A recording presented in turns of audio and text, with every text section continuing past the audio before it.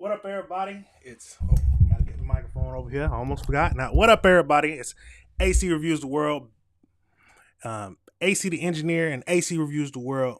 Back at you with another video. Dang, we got a lot of things to cover today. A lot of things to cover. We got Walmart stabbings. We got TikTok cults being raided. Bunch of stuff. But remember to like and subscribe. And hey, this is episode 22, and it's Tuesday, July 29th, and it's a little bit behind today, but it's right around 6 a.m. So happy y'all all up. Get ready for the day. Let's jump right into it to see what all we got to talk about today. But first thing we got to cover today, is the Walmart stabbing. So we're going to talk about that. So let's jump right over into that and see what it's talking about. From reports that a mass stabbing has happened at a Walmart there. So here's what we know at this hour. This is coming from the Grand Traverse County Sheriff's Office. It says they are investigating a multiple stabbing incident at the Walmart in Traverse City. The suspect is in custody. Details are limited at this time. A PIO is en route to the scene, and details will be posted as they become available. Please avoid the area as the investigation is ongoing. We are also getting some more updates from the FBI as well. Dan Bongino taking to X here and saying FBI personnel are responding to provide any necessary support to the Grand Traverse County Sheriff's Office in their investigation of the attacks at the Walmart. And we are also getting word of a statement from Governor Gretchen Whitmer saying, I'm in touch with law enforcement about the horrible news out of Traverse City. Our thoughts are with the victims and the community reeling from this brutal act of violence. I am grateful to the first responders for their swift response to apprehend the suspect.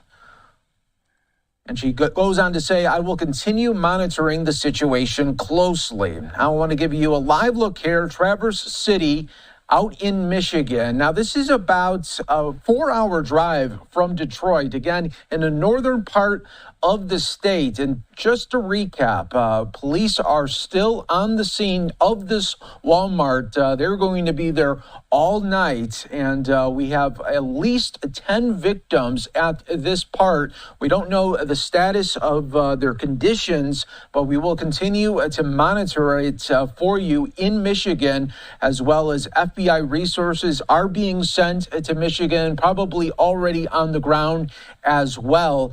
And once we know more information, of course, we will pass that along to you. We do know that the suspect, though, of course, is in custody at this moment. So we have one suspect in custody. We have several injured from this stabbing, at least 10 people, and we are waiting to get more information. When we do, we'll pass that along to you here on Live Now from Fox. We'll be back here with... All right, so as we see, they have one suspect in custody, or the suspect in custody. Now, he stabbed 10, I think this is up to 11 people. Stabbed at least 11 people. Now, just going into Walmart and stabbing a bunch of people is absolutely crazy.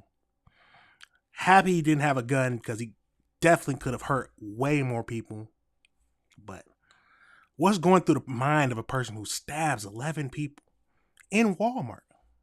Now we're going to go over to a little longer video where it breaks down everything. We get to see the suspect and all that good stuff. So let's jump right over into that. We believe in some ways done to affect the entire community, to put fear in the entire community. Grand Traverse County prosecutor. You got a bald and old man. Well, he's not that old, but he looks crazy. Looks absolutely crazy. But let's keep going into this video. Attorney Noel Muggenberg announcing today the suspect in the mass stabbing incident at the Traverse City Walmart is facing a terrorism charge and 11 counts of assault with intent to murder. Good evening, Northern Michigan. Thanks for joining us at 11. This afternoon, Grand Traverse County officials and Munson healthcare leaders held a news conference to give an update on the situation. Our Maya Engel brings us the very latest. I think it's fair to say that anytime you have someone that commits an incident or an act like this, there is some sort of mental health issue involved. 42-year-old Bradford James Gilly from Afton, Sheboygan County, entered the Walmart in Now, I hate when they say, well, I don't hate when they say mental health, but you can't be putting all this up to mental health. Come on now. Some people just are bad people. Some people just have demons, like what Latoya said. Some people just have demons, y'all. Some people just have some demons. Traverse City at 4:10 on Saturday afternoon. At 4:43, chaos erupted. Central Dispatch began receiving calls stating that there was a man with a knife inside the Walmart store in Garfield Township, Grand Traverse County, Michigan, actively stabbing people. Grand Traverse County Sheriff Mike Shea says that Gilly injured 11 individuals. The weapon used was a folding knife with a 3.5-inch cutting blade. The 11 victims range in age from 29 to 84. Based on the information I have at this time, I think it's random. When the first deputy arrived at the scene minutes after Central Dispatch began receiving calls, the sheriff says multiple citizens, including one with a pistol, were confronting Gilly in the parking lot, preventing him from harming further people. Throw the knife that way! Throw it away! First of all, I commend them. It's not very often that we have citizens that are willing to step up and take action. Sheriff Shea says the deputy took Gilly into custody without further incident. When you stop and look at from the time of call to the time of actual custody, it actually was the individual was detained within 1 minute. A motive has not been determined yet, but the sheriff says security footage from the store shows all 11 incidents. 11 people in 1 minute? Or he was detained? Okay, maybe they confronted him. They was able to get it under control in 1 minute. That's crazy. So that will be all part of the ongoing investigation. While it is not known exactly why Gilly was at the Walmart Saturday, the sheriff says he may have lived in Grand Traverse County at one point. So he was somewhat familiar with the area. He had recently, it appeared, traveled to our area, I believe on the day of the incident. Sheriff Shea says that Gilly does have a criminal record. Mr. Gilly's history shows prior assaultive incidents as well as controlled substance violations. Gilly is facing 11 charges of assault with intent to murder and 1 terrorism charge.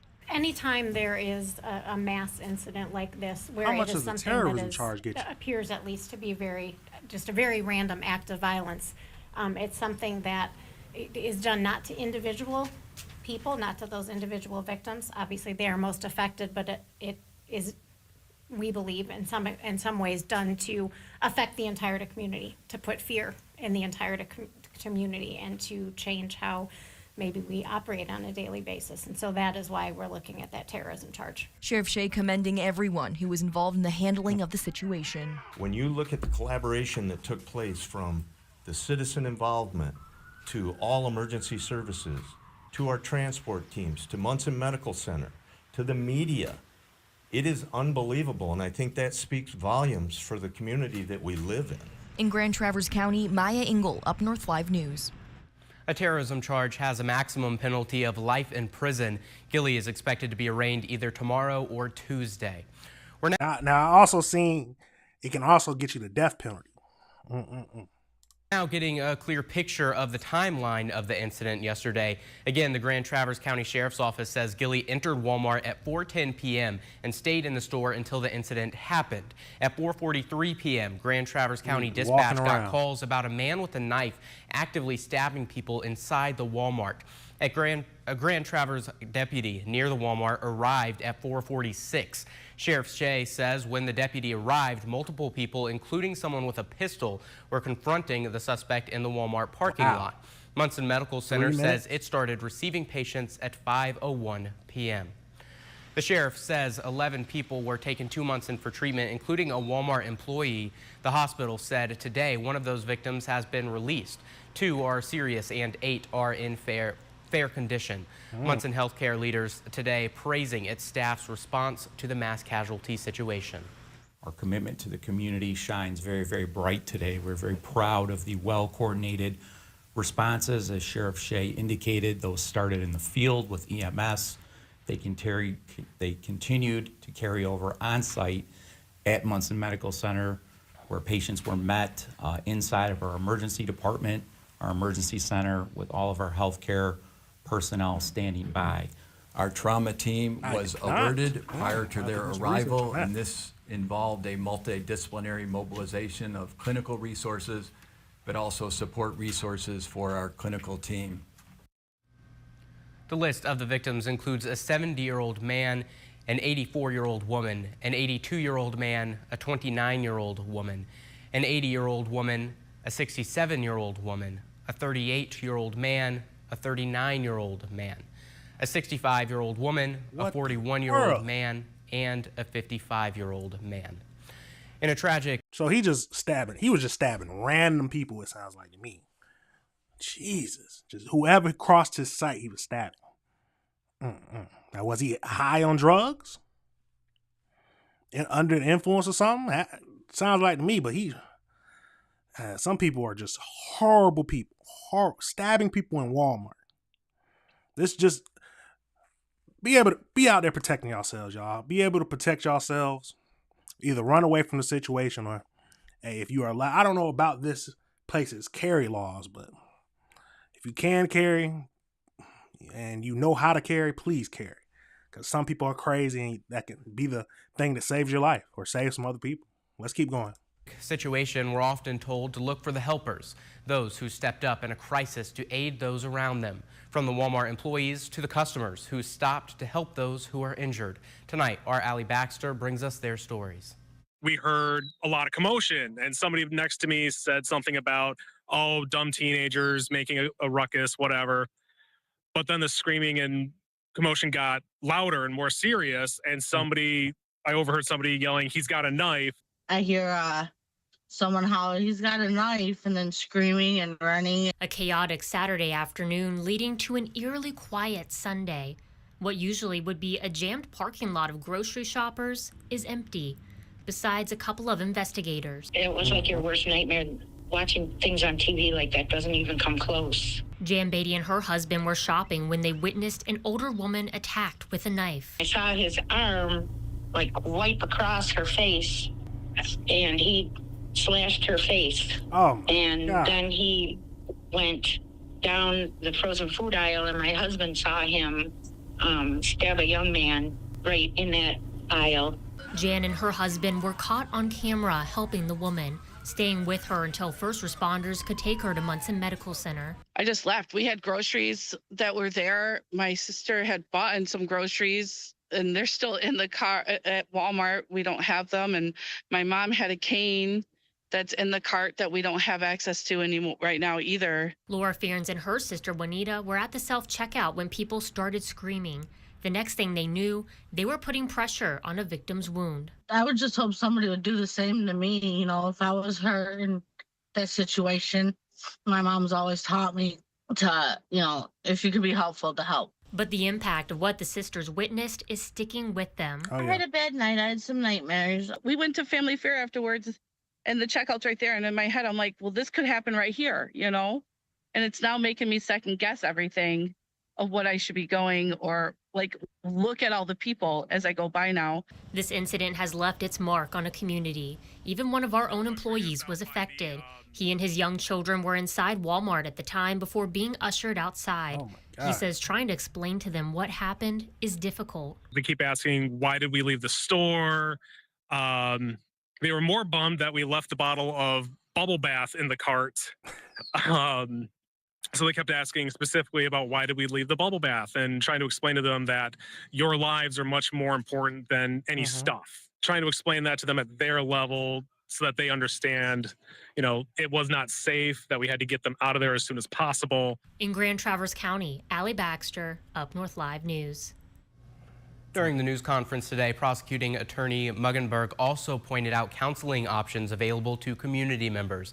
They include a community counseling center offering free counseling to anyone affected by the incident, and Northwestern Michigan College's Innovation Center. That will be open Monday through Wednesday from 10 a.m. to 7 p.m. Grand Traverse Mental Health Crisis and Access Center offers 24-hour counseling. She also relayed a Munson Healthcare Crisis hotline number, which is on your screen. Now, I will say, counseling, because the victims who've seen some of that stuff, they have to talk about it, because it's a traumatic situation. I can't imagine it. And then hearing about him trying to explain it to his kids. What do you think? What's the best way to say it? Would you tell them the truth, or would you depends on how old they are, I guess. That's the main thing. I don't have kids, so, but that's the main thing I would think. It depends on how old they are, of how much you're going to tell them. But I can't imagine just trying to protect your kids. You got to get up out of there. Absolutely crazy. But okay, you got stand your ground laws. Okay, that's good. See, that's how it is in South Carolina. Stand your ground laws. And I think it's constitutional carry as well. So anybody at the age over 18 or 21 who is legally able to carry a gun can carry a gun, as long as they don't have federal charges or anything like that. So absolutely crazy. Well, let's finish up this video. Tell me your thoughts. Lawmakers reacting across the state this weekend. Traverse City Mayor Amy Shamrow and interim city manager Benjamin Marentet released a joint statement this morning. They said, quote, Traverse City is a place of love and firmly denounces all forms of violence. We offer up love, support, and peace to the victims and all who care about them, our first responders and healthcare providers. Attorney General Dana Nessel talking about what comes next. She said, quote, Grand Traverse prosecutor Noelle Muggenberg is a dedicated career criminal prosecutor, and I maintain full faith in her and her office in the handling of this matter. My department has been in touch and has offered our assistance wherever it may be valuable. FBI Deputy Director Dan Bongino said FBI personnel are responding to provide any necessary support to the Grand Traverse County Sheriff's Office in their investigation of the attacks. And a showing of unity tonight from the Walmart in Cadillac, the staff taking a picture with a sign that says Traverse City Strong. The post on their Facebook page included a caption that said, quote, we stand with you. Our thoughts and prayers are with you and the entire community as you try to heal from this horrible tragedy. We are not just neighbors. We're Walmart family. Musk also wrote. Wow. So that is an absolutely crazy scene. Crazy scene. Shout out to the bystanders or the other customers who actually had his weapon and was able to contain the suspect so the police could get him. But this can happen anywhere. That's what I'm learning from all the things that we've reviewed. All the crazy situations that we've talked about, is that this can just happen anywhere. We don't know. Maybe the world's getting more dangerous. Maybe we are just witnessing it more because we have internet access and more things are getting posted on the internet. But main thing is this can happen anywhere and we need to be able to protect ourselves. If you either run away or make sure you have something to protect yourself, because people are nothing crazy. People are demons. Some people are demons out here. Don't care about if you live or die. Don't care about who they hurt. It's sad. It's truly sad. But like I said, let me know your thoughts. Do you think how much time do you think he should get? He didn't. It doesn't sound like he killed anybody, but still, hey, he still need to be in there forever. That's just my opinion, because this is absolutely wild. Stabbing 11 people randomly in Walmart. Yeah, it just doesn't. He doesn't need to be out with the public ever. I don't care how long it is. I don't care how old he get. Nah, you just stay up in there, locked up. Absolutely crazy. Now we're gonna pivot over into some more science stuff. So, like I said, I'm an engineer, so I like to talk about some science things as well. It's not just looking at the news, but science news. So we're going to talk about Tesla and Samsung. So now, however you feel about Elon Musk, I will say a Tesla is a very nice vehicle. No matter how much you feel, it's very nice. The last time one of my friends has a Tesla, and it is very nice. So we're going to get over that, and it looks like Tesla and Samsung has made a deal for $16.5 billion for Samsung's to make their AI chips. So we're going to get into this video. Talks about that, and I just got some questions. What does this mean for the Tesla vehicles? How will this improve the Tesla vehicles? So we're looking at that.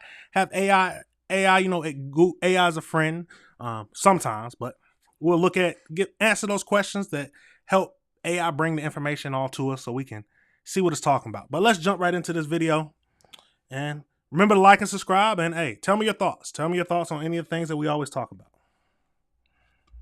On X that the strategic importance of this is hard to overstate. We won't try to overstate it, but just give us the context here of what this means for Tesla at this moment. Well, it onshores and diversifies the supply of the AI chips that make up and power the full self-driving computer in each car. The specifics are really important because the deal with Samsung is for AI6, which is 2 generations of chip into the future, essentially. Samsung already manufactures for Tesla the AI4 chip, which is in the hardware 4 generation of vehicles. And in the interim, between getting from that existing Samsung chip to the next one, which will be done in the United States, Tesla has in parallel an arrangement with TSMC, where TSMC will make AI5 first in Taiwan and then later bringing it to Arizona. But it's just so case in point on how long-term and expensive and difficult it is to manage your technology development pipeline along with the contract manufacturer that's going to make it. And you mentioned Tesla shares were up more than 1% in the pre-market, but overnight Samsung shares really reacted to this because much like Intel, Samsung's contract manufacturing business has really fallen behind. So it's a big vote of confidence by a big customer in Tesla that they are doing this with Samsung, noting that they're also doing something in parallel with TSMC. It's funny, it seems to me fairly short term. They want to start producing chips in Texas already, Samsung does, starting next year, Ed. And this deal only goes out to 2033, right? So only 2033. Are they going to be able to ramp up quickly enough? And is this going to save Tesla money? Is it going to be cheaper to produce chips at an all-new fab in America than it would be with TSMC in Taiwan? So 2033 seems quite far away to me, knowing that, again, AI6 is 2 generations from where we currently are AI4, but Tesla moves quickly on the R&D cycle. What Elon Musk said about this is the reason they went with Samsung as opposed to others is that they would allow Tesla to be involved in the engineering and ramp up of output because Tesla believes itself to have prowess in that domain. And what Musk said on X was that the fab in Texas is near his house, so he can go and personally stroll the line, which is not really how semiconductor manufacturing works. It's like a very sterile, clean environment. I don't know. But that's the element that Tesla can have control, even though Samsung's basically a contract manufacturer for them. Okay, so we'll get into that a little bit later. But what we're going to be looking at next, so like I said, let's look at, I wanted to see what it was actually talking about. So let me see. Where is that at? Bam. So we're going to be looking at what does it actually mean for Samsung to be making the Tesla chips. So we're going to get into that. So let's see, jump right over into this. So as you can see, Google AI, always a good friend to ask about this. So basically, what does it mean for Samsung to make the AI chips? So for Tesla, this represents a strategic deal for Tesla, ensuring a long-term supply of AI chips, which makes sense, up to specifically the next generation of AI6 chips, what we just talked about, that are essential for powering the advanced technology for the full self-driving system, the Optimus humanoid robots, and data centers. Tesla also gains significant U.S.-based manufacturing partner and potentially more control over the supply chain. For Samsung, this deal is a significant win for Samsung contract chip making business, which has been facing stiff competition and struggling to attract major clients. Tesla commitment potentially involving Samsung new Texas fabrication plant validates Samsung technology and could pave the way. So let's elaborate. So I told it to elaborate more on how it will enhance self-driving. So with the new chips, is designated to significantly enhance self-driving, offering substantial improvements over previous hardware generations in several key aspects. So let's see the key aspects. So it increases processing power. So that's expected for all the science dude and computer people out there. That's expected. The AI chips is expecting to deliver impressive computational power, potentially exceeding 5 exaflops of mixed precision performance. I had never even heard of exaflops. If I'm saying that wrong, tell me, but I'd never even heard of that. The leap in processing power will allow the self-driving system to handle more complex scenarios, process vast amounts of data in real time and make it faster and more accurate decisions in dynamic driving environments. Yeah, I have seen on just some of the videos where depending on the software you have, the more complicated the problem, at least where normal people would think it's a complicated driving situation, it affects the self-driving mode even more. So enhance energy efficiency by leveraging the Samsung Advanced 2nm gate all-around process. The AI chip promises to significantly more energy efficient than its predecessors. In automotive scenarios, this translates to sustained full self-driving on 150 watt power envelope without thermal throttling.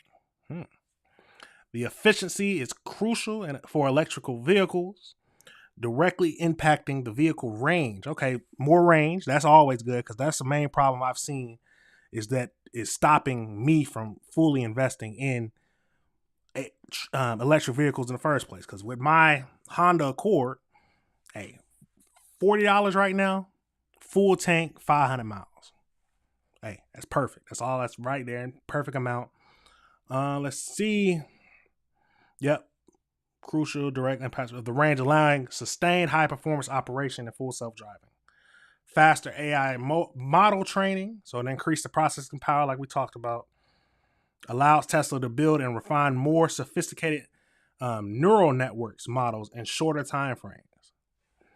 Optimizes the AI interface or interference and decision making, so what we talked about before, and unifying platforms of AI application.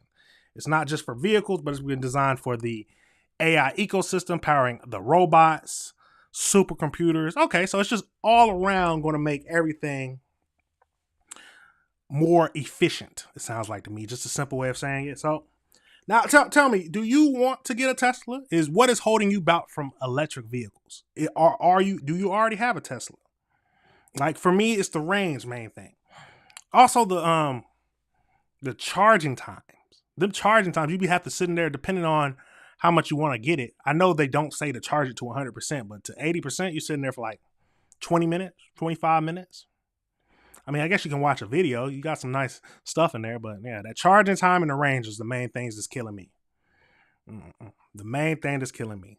Or are you the type who, because Elon Musk was in the political aspect, that you just don't want to deal with anything Elon Musk related? Like I said, tell me your thoughts. But tell me your thoughts on that, because it's going to get more advanced. AI, like we've always said, it's going to get more advanced. It's going to get higher efficiencies. It's also going to take away some jobs, but also it's going to make more jobs. So it's just, hey, there's a lot of pros and cons to it. But like I said, tell me what your thoughts are on Tesla. If you agree with it, if you want to get a Tesla, or if you just don't have any thoughts of getting an electric vehicle at all. So, but that was what I wanted to talk about. That was I have always liked the Tesla cars just because of how they look. The main thing is how they look. They are very nice vehicles. I've never had a problem with them. I've seen some crazy things about them, especially with the fires, because the fires are, if they do catch fire, it isn't. They say it's for firefighters. They say that's one of the worst fires they fight. I can't. They say I feel like I've heard of a firefighter talking about how they can submerge one of the batteries in water, wait 20 minutes, bring it back up, and it catches back on fire. Nah, that's crazy. I can't imagine. That is absolutely crazy. Now, the next thing we're going to get over into is the Oak Bluffs. So, Ralph Lauren, I will never support. Okay, let's see. I will never support Elon. Now, is it just because of what he was doing in political? Is that the reason why you say you can never support Elon Musk?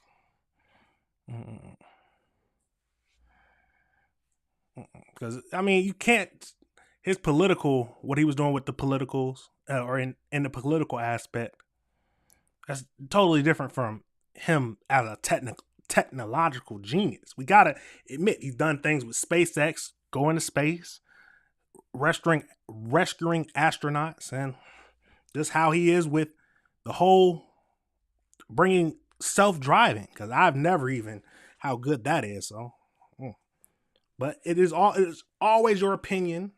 It's always your right to have your own opinion about a person and support whoever you want to. But yeah, just tell me your thoughts. We can always talk about it. So, but we're gonna get over into this next thing. We're gonna get over into is like I said, the Ralph Lauren Oak Bluffs. So it looks like they released a new collection, and we got some people who are upset about it. I don't understand why, but we'll watch something on the Oak Bluffs and see what it's all about.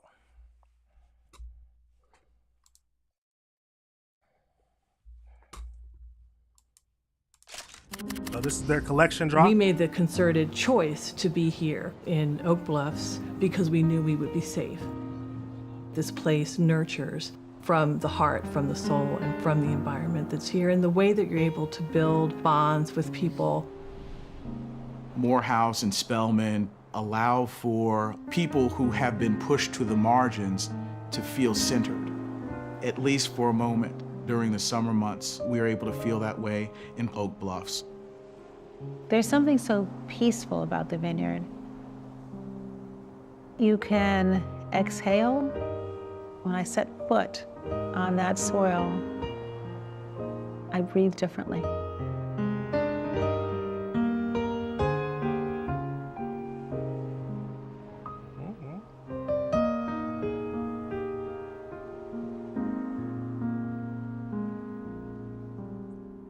Yeah, I've always been a fan of polo. Couldn't afford it all my life, but yeah, they was always made some nice clothes to me. I never saw a problem with it, but let's get over into what the Oak Bluffs actually was. So there's an old video, so let's jump over into that. Man, when I take my family on a vacation, we want to relax. We don't want any problems with prejudiced white folks. So we go where we know we won't be bothered. That may be down home to visit the family, up to Canada or Cape Cod, or even abroad to Europe or Africa. One popular vacation spot among Negroes is the resort town of Oak Bluffs, Massachusetts, situated on Martha's Vineyard, an island just off Cape Cod. Now, if you can't hear it, I will increase it when I break down this video. For fun and relaxation, thousands journey here each summer from all over the country, forming a sizable Negro colony which gets along with, but keeps somewhat aloof from, local and vacationing whites. Doctors, teachers, and other professionals are prominent, and many have bought and maintained summer homes for their wives and children.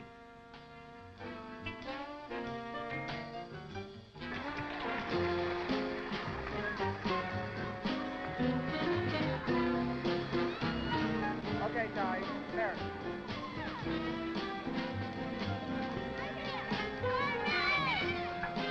Weekend parties at places such as Sag Harbor on New York's Long Island are a specialty of Eastern club and fraternal groups, still barred from membership at most country clubs, and disgusted with attitudes at resort hotels in the Catskills, Miami Beach, and other holiday spots.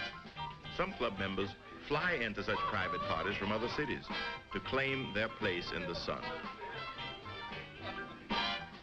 Not all Negroes are pleased with the Negro middle class, however. In my mind, there is no black middle class. It's impossible for it to exist in this country. We have those who aspire to be middle class. And to that group, I would say that they have been almost totally, 99% negligent in their response to the struggles of the masses of black people in this country, and that they have, in many instances, in fact, hindered that struggle. Yep, that was a little video about the Oak Bluffs. So all black Martha Vineyard. So this is what what Ralph Lauren and his new line is signifying. So we got some people who are upset about it, or they say that it's not representing what really matters to black people. So let's get over into that and see what that's talking about. So this is a little TikTok video that's someone made. So we'll jump over into that and see what his thoughts are. And I'll leave a link to his stuff as well. So let's jump over into that. Black elitism got to get the fuck the same way white supremacy does. I don't give a fuck how you present it to me.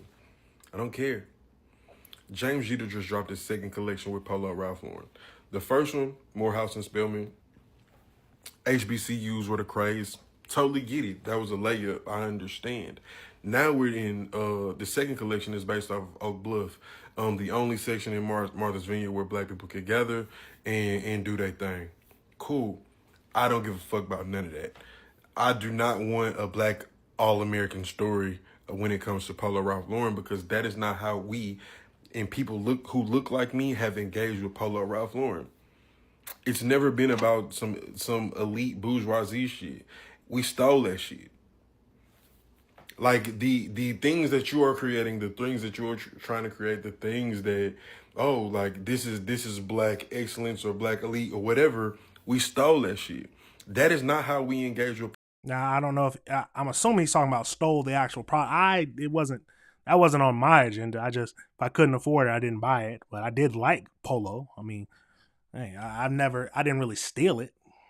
Polo Ralph Lauren. And for you, and while I feel like you are overly qualified to sit at the seat as creative director, you must tell these people, if you are going to leverage my blackness to help your company, we have to do it how black people have done it.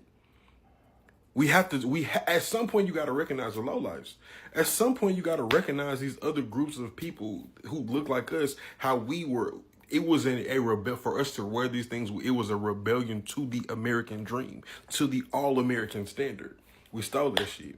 And for us who are using our dollar to buy Polo, at best we're talking about a Macy's Dillard level. And for most of us, it's a Marshalls and Ross level. You have to, if you are going to sit at the creative director seat, you got to understand, like, the access is at that Macy's Dillard level and down. We gonna steal that shit up there. That $600 jacket, the booster's back. You know what I'm saying? And I'm not saying this like to promote, you know what I'm saying, nefarious behavior and shenanigans. I'm saying it because that's how we engage with this shit. We did not engage with this shit on some we don't give a fuck. Like none of that shit is what we give a fuck about. And it's kind of disingenuous that you're trying to pass it on. Like, that's crazy as fuck to me. Now, tell me your thoughts.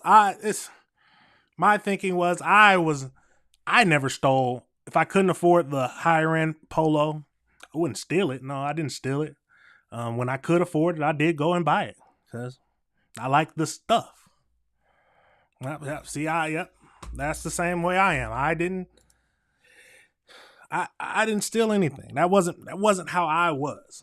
Now, I liked the clothes because of the design. I liked it because of the fabric. I mean, it was nice clothes. It wasn't, and if I couldn't afford it, I couldn't afford it.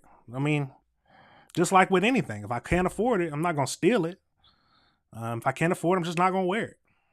I go get me something from Macy's or Ralph, something. I mean, but hey, I still like the brand Polo. I remember my first time I got a Polo suit. It was beautiful. What did I do? I still have that Polo suit? I think I still got that in my closet. Polo Ralph Lauren suit. But yeah, I just don't know. What's wrong with them trying to highlight black excellence? Because it seemed like when we just watched that little video about Martha's Vineyard, the Black Martha Vineyard, it was all high-end, very intelligent black people out there enjoying their summer.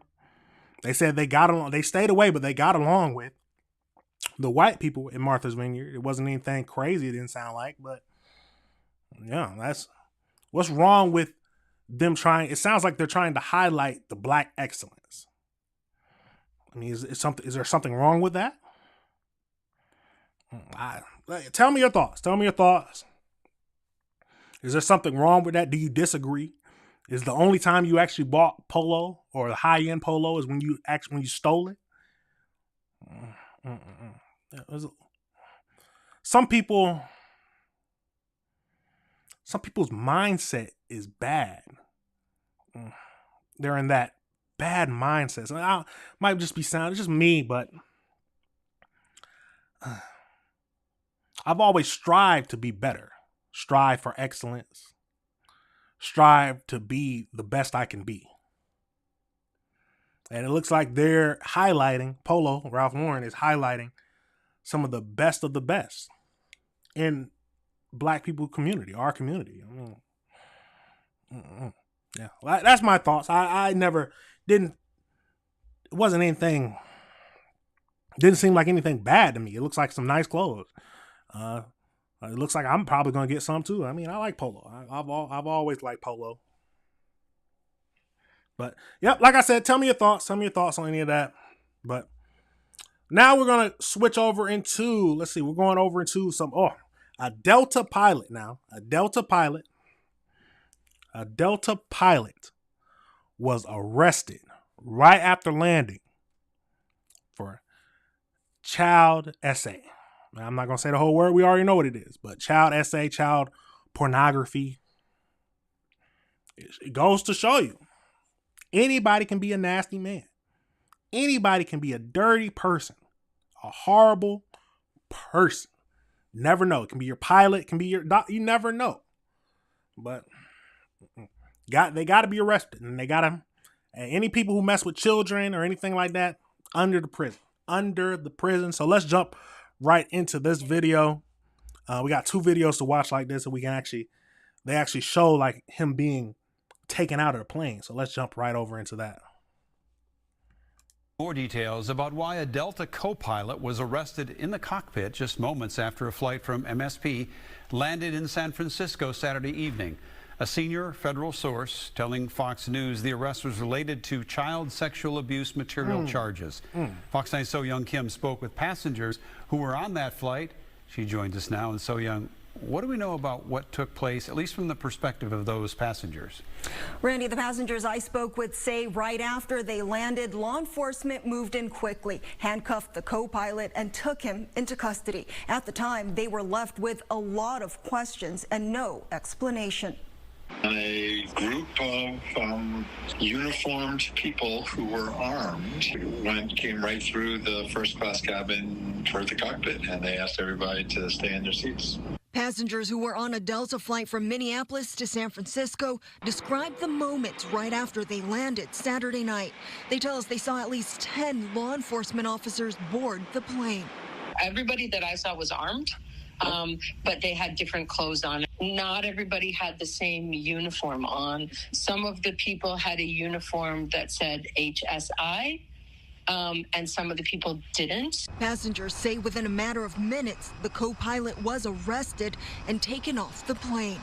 A couple of them went into the cockpit, and about a minute later, they escorted a handcuffed co-pilot out. And he was very calm when he was walking out with his hands behind his back. A senior federal source tells Fox News the Delta co-pilot was arrested by Homeland Security investigations on charges of child sexual abuse material. The Department of Homeland Security tells our San Francisco station it was asked by the Contra Costa County Sheriff's Office to assist in executing an arrest warrant at the airport. Everybody was kind of still a little bit kind of just surprised and shocked, and finally the flight attendant, I think, said, "Oh, you can all go now." And Delta Airlines declined to comment on the matter, and we've reached out to the Sheriff's Office and have not heard back yet. Live in the studio tonight. Of course they're not going to comment on that. That is absolutely sick. Absolutely sick. Now let's get over into the video where we can actually see him being taken out. So let's jump over into that. Good afternoon, I'm James Torres. Passengers on a flight landing at SFO saw the co-pilot taken away in handcuffs. KTVU's Tori Gaines reports from San Francisco International Airport with reactions from passengers hearing the story. Just imagine the scenario. Your flight lands safely, pulls up to the gate as expected, and then all of a sudden federal agents storm on board and drag your pilot out in handcuffs. That's exactly what passengers on a flight from Minneapolis to San Francisco said happened Saturday night. A source telling Fox News that the co-pilot on the aircraft was arrested on charges related to child sexual abuse materials. A passenger on the flight reported around 10 federal agents asked passengers to remain seated as they moved through the plane and headed to the cockpit. Passengers tell Fox News via phone that the arrest was shocking to see. Everybody that I saw was armed. But they had different clothes on. Not everybody had the same uniform on. Some of the people had a uniform that said HSI, and some of the people didn't. The Department of Homeland Security says agents were on board assisting the Contra Costa County Sheriff's Office with the arrest. Travelers at SFO Monday morning say seeing their pilot get arrested after landing the plane would be unnerving. I think I would panic.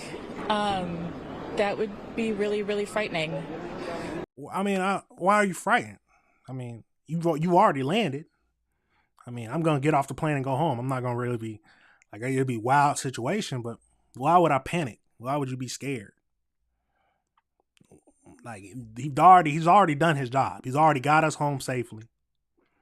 What he did before that or after that, he got us home safely. He's a sick person, but hey, I don't care what happens after that. You don't have to arrest him if you want to. I mean, I've already done my job. Now, if the federal agents are already on the plane while we're flying and they try to arrest the pilot then, now I'm scared at that point because, yeah, you're arresting him mid-flight. He could do anything. But we already landed. Everything is, I'm happy that I'm here on the ground, but a sick man. He's still a sick man. I don't know what I would think about that because I wouldn't know why they were there or what they were doing. We have reached out to Delta. The airline referred all questions to law enforcement. Yep. At SFO, Tori Gaines, KTVU, Fox 2 News. Yeah, so like we said, there are sick people in this world, very sick people. No matter the job, there can be sick people anywhere. But you would never expect that your pilot would be arrested. I wouldn't be scared because I'm already on the ground, but that's something you would never expect. Not in my wildest dreams, I would expect that. Now tell me your thoughts. How would you feel if your pilot was arrested? Would you be shocked and scared like the lady said, or would, hey, like I am? You'd just be like, hey, we made it home safely. Take him away. Let me get off the plane so I can go about my day. Doesn't affect me any at all. But like I said, if it was during the flight, then yeah, I'm a little iffy about it. It's just, I should just wait until we got it. He ain't gonna go nowhere. Just wait until we get to that. Wait until we land the plane. Then you deal with him. But nah, like I said, that's a wild story that I saw that I just wanted to bring up. That you would never think, but pedophiles and people are everywhere. That's all. I'm not everywhere. Well, they are all around. You shouldn't suspect everyone of being one, but you never know who can be one. They're going to hide it low. And then you got to make sure, but the thing, okay, I will say this. The thing I am scared about is that I know I've seen different shows and stuff like that to where they're trying to get pedophilia to be inside or to be considered with the LGBTQIA. I don't know if I'm saying that right, so forgive me, but they're trying to get that into that movement, saying that it's just a part of that. That is wild. That is absolutely wild. And any kind of person who deals with children, like I said, needs to be under the jail. But that is a crazy thing. I've seen they're trying to get that included in that situation or in that that group, LGBT. I'm not even gonna try to say it again because I'm gonna mess up and people gonna get upset. But hey, y'all know what I'm trying to say. But that is a wild situation, absolutely wild. Now after looking at that, we're gonna pivot over into a manhunt. So a manhunt is going underway for someone who killed a couple on a hunting trail. So let's jump over into that. There's a lot of crazy things going around and being done nowadays, but let's see what this is talking about.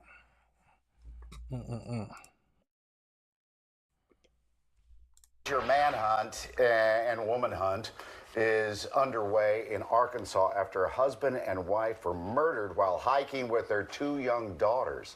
So Arkansas State Police say Kristen and Clinton Brink, both in their 40s, were murdered Saturday afternoon while hiking at Devil's Den State Park. Police say their 7 and 9-year-old daughters were with them. They were not hurt, but they saw it all happen. They're safe with family members. They have not yet disclosed how the victims were killed. Police say the suspect is a male. last seen wearing a dark ball cap, that doesn't give you much, sunglasses, and for some reason he had on fingerless gloves. They say that ain't gonna give you anything. Driving a black sedan. They think it is a Mazda. 7-Eleven now. 3 people are dead after a train derailed in southern Germany. That's all they talk about?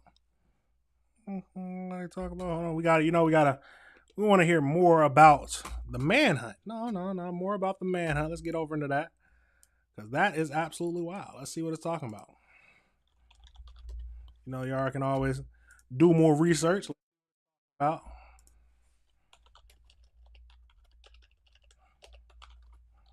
You know, I don't watch these videos first. Well, I watch a tad bit of it, but I don't go into too much detail because I want to have a actual reaction with y'all so I can see what we're talking about. Okay, here it is. There it is. That's the one. Let's get into it. Bow. Right now in Arkansas, a manhunt has intensified for the suspect who allegedly killed a married couple inside of a state park on Saturday. According to investigators, the victims, identified as Clinton and Kristen Brink, were hiking with their young daughters in Devil's Den State Park right there near Little Rock when they were attacked. This is the moment police and state troopers found their bodies. They're on the lower Devil's Den Trail. I think I see you right there. I've got two bodies down here. It's unclear whether the girls witnessed the murders. The park has beefed up security and response and closed all the trails to the public today, and the search for the killer continues. NBC News correspondent Kathy Park joins us now. Kathy, it looks here like police released a description of the man they're looking for. What do we know? Hey there, Morgan. Yeah, so this is still very much a developing story, a lot that we don't know. But according to police, the crime happened just before 3 o'clock in the afternoon on Saturday as the family went hiking, as you said, at Devil's Den State Park. The couple was found dead on a hiking trail, which is described to be a remote rural area. The terrain is quite rugged. There's no cell service in the area. Their 7- and 9-year-old children, according to police, were with the couple at the time. They were not injured, and police say they're actually with other family members now. But at this time, it is unclear if those young girls witnessed the murders. NBC News was able to briefly get a family member on the phone. They said they're just too emotional right now to share any statements, but said Clinton and Kristen Brink were a loving couple, devoted parents, and happened to move to Arkansas just 3 weeks ago, so recently. Oh, my Do we God. know, Kathy, where the girls are right now? They said they just moved 3 weeks ago to there, and they end up dying on the trail.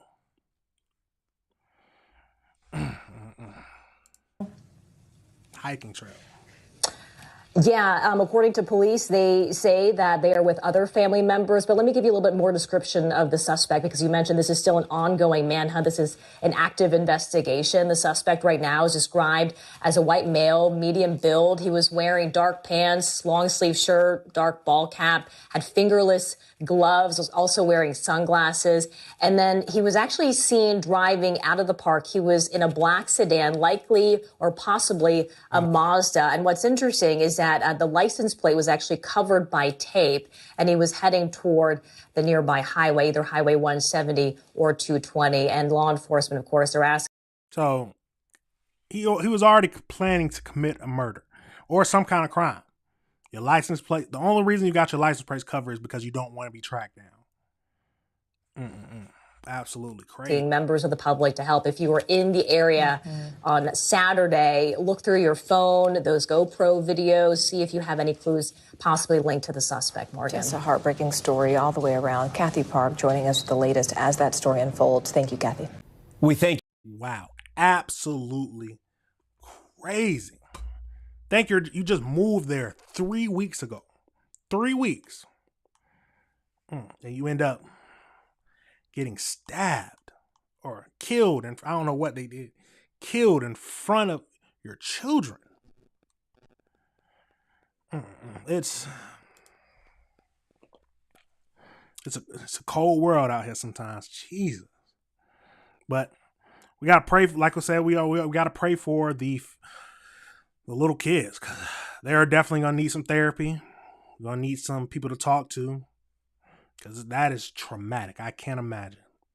I wonder how young the kids were. I know they're not going to release their age because they're kids, but I wonder how young they were. Oh my God. Just moving to a place in 3 weeks and then you end up getting stabbed. Jesus. The world feels like it's getting colder and colder every day. That just means more of us got to try to bring some light to the world. Oh my God. Absolutely crazy. Now, they're still on the hunt for that suspect, but now what we talked about on, I think it was Saturday, the University of New Mexico shooting. So they have a suspect and they actually released his photo. So we're going to get over into that and see what that was. But he was shot in the dorms. The person he started shooting people in the dorms. So let's jump over right into that so we can see what that's talking about. The teenager accused of taking a young life inside a campus dorm room. State of New Mexico versus John Patrick Fuentes. Making his first court appearance virtually today in New Mexico. You are going to be held without bond and will remain in custody. Okay, sir.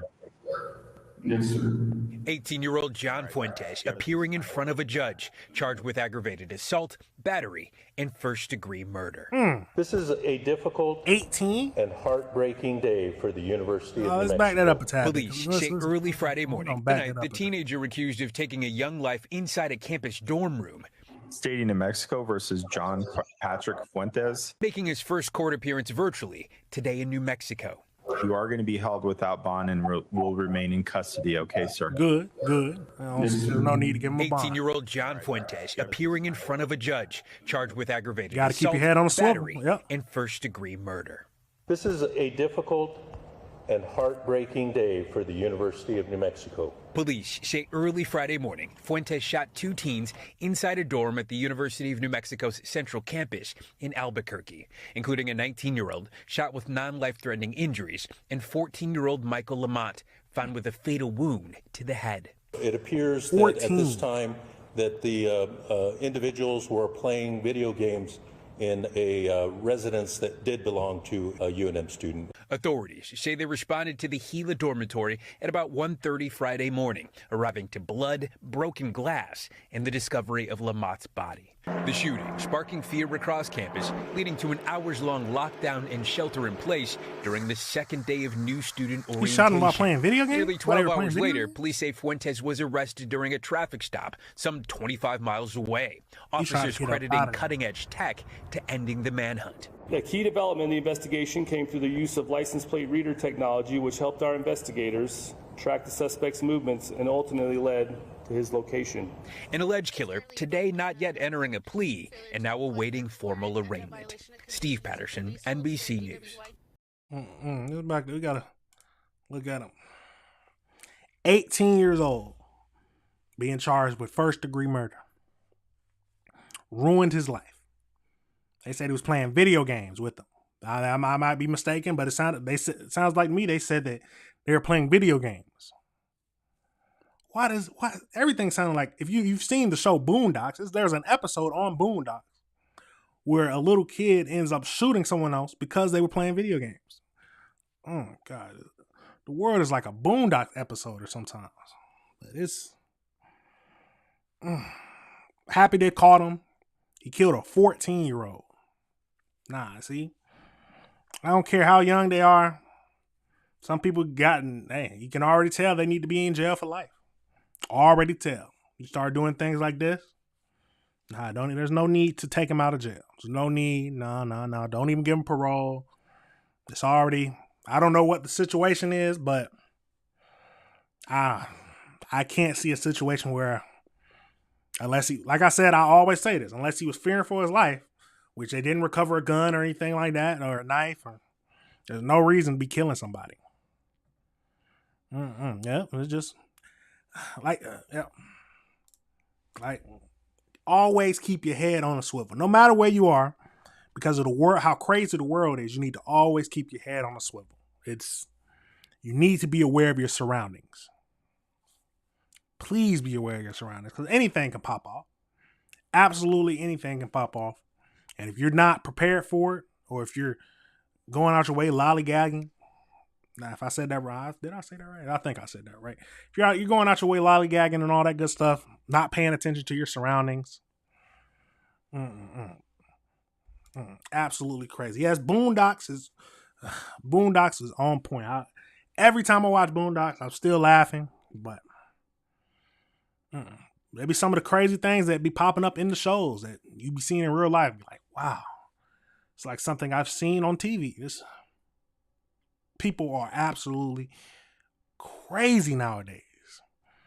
Young people, a 14-year-old, and yeah, I wonder was he that smart or was he just hanging out in the dorms?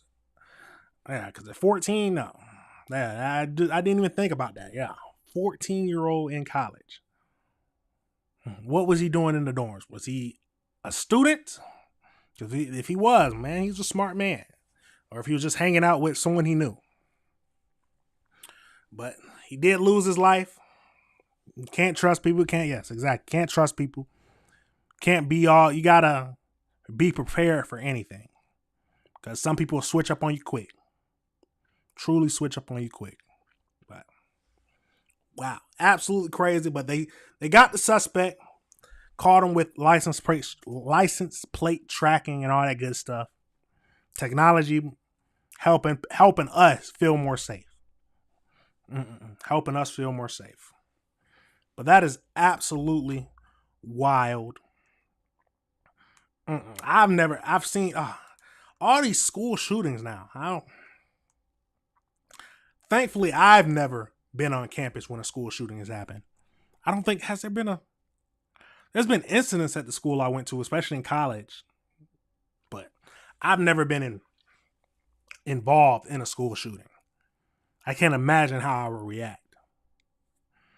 Well, I feel like I know how I react. I'll get under my desk. I'm getting under my desk and follow directions. That's what I would do. But the trauma and the fear that would go through my mind or go through other people's minds, I can't imagine it. Can't imagine. You don't know if you're gonna be one of those statistics. If you don't know if you're gonna end up as one of those statistics.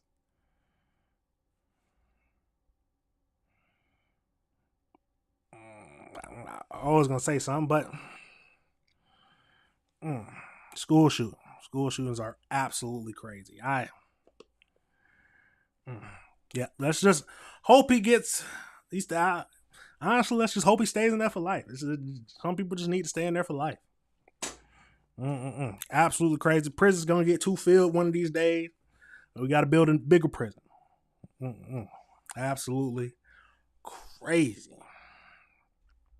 Now we're gonna get over into as well. I think it was Saturday as well. We talked about a Lake County home that was destroyed. Absolutely destroyed with an excavator.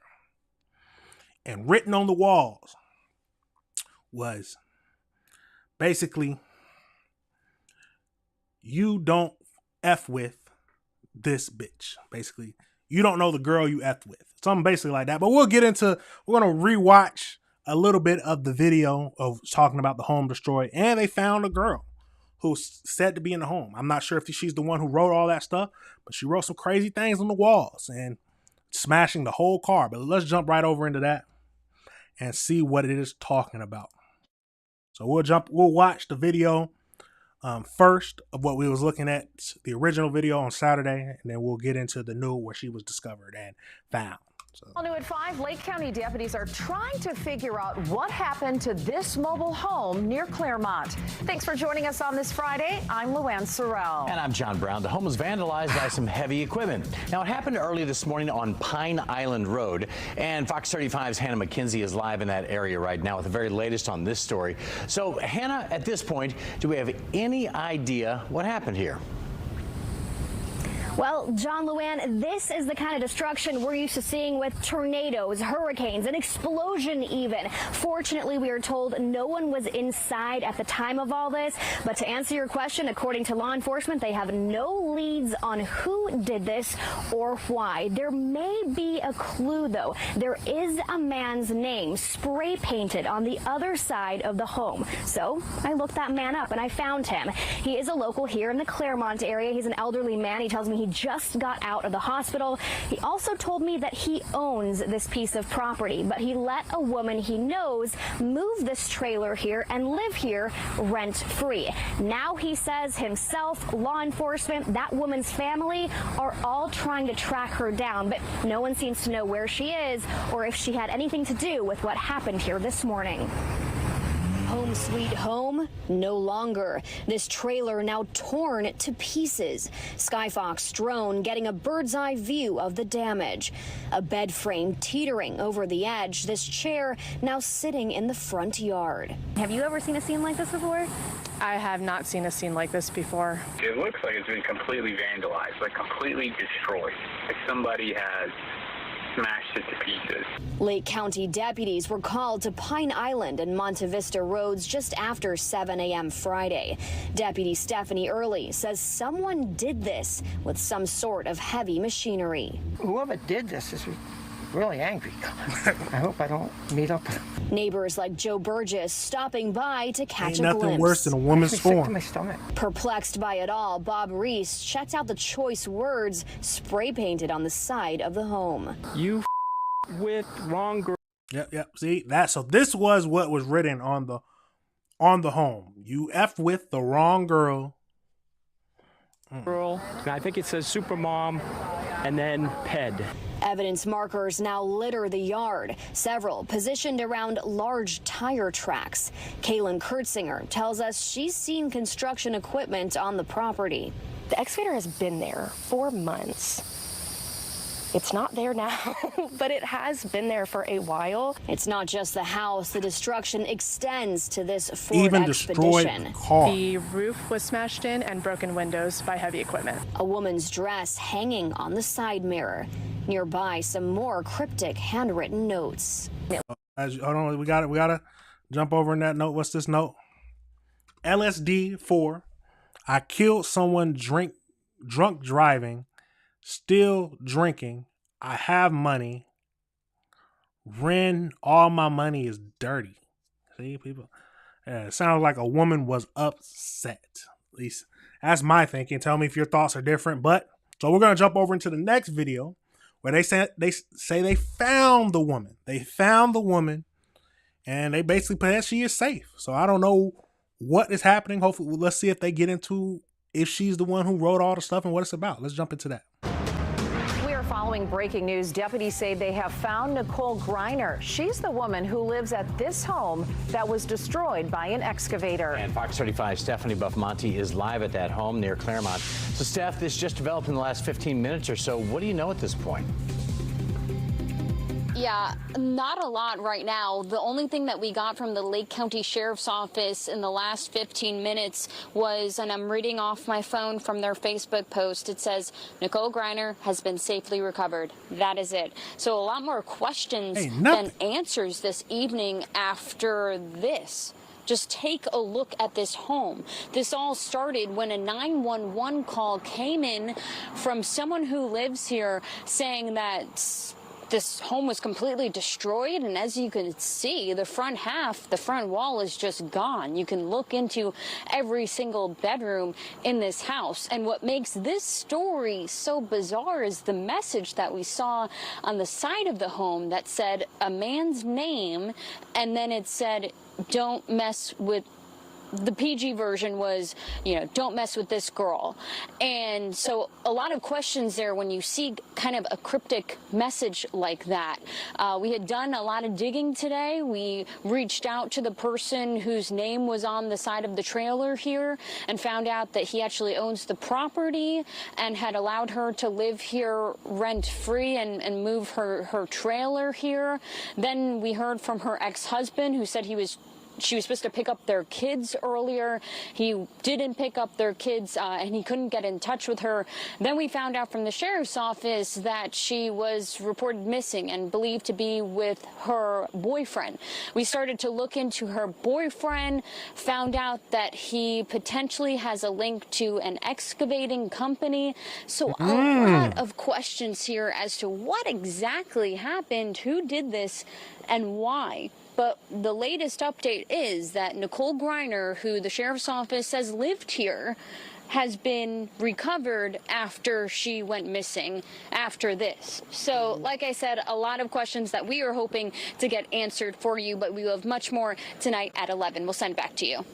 First at 6. All right, so that is absolutely crazy. Doesn't sound like she was missing to me. I don't know about y'all, but it does not sound like she was missing to me. Oh, see, I got too much things popping up. It does not sound like she was missing to me. But that is absolutely crazy. It sounds like she said her boyfriend, her current boyfriend, owns an excavation company. I mean, you put two and two things together, it sounds like she asked her boyfriend to help her, and he destroyed it, and they went on a run. Tell me your thoughts. Do you think that? You think that? I don't even know what. You think that the boyfriend helped her, and she just? What was the reason for destroying the house? Was she in a sexual relationship with the homeowner?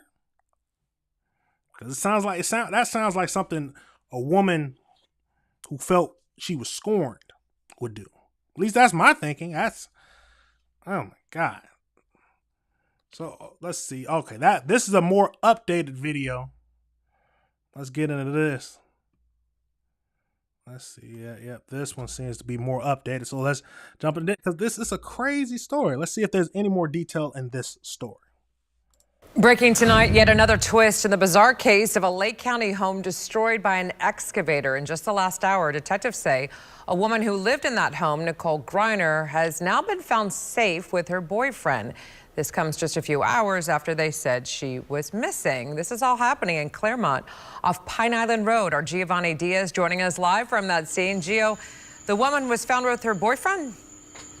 Who owns an excavation company. Martha, and I can also confirm that the boyfriend, his name is Nicholas DeWitt. He actually has a company here based in Lake County called NTR Excavating. And I also have spoken with neighbors here throughout the evening.